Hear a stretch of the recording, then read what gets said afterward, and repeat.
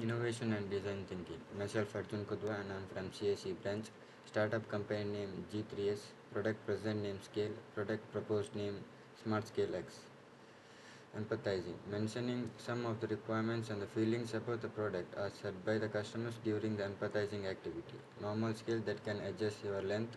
Scale that contains calculator. Smart scale containing fingerprint and temperature measurements.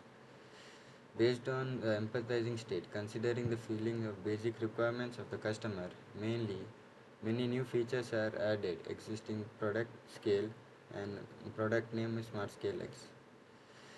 Some of the additional features to be added are mentioned here: length adjustable scale, fingerprint sensor, temperature measurement, and calculator. And this is the prototype photo of my product. And I request the viewer to present the comment below. Thank you.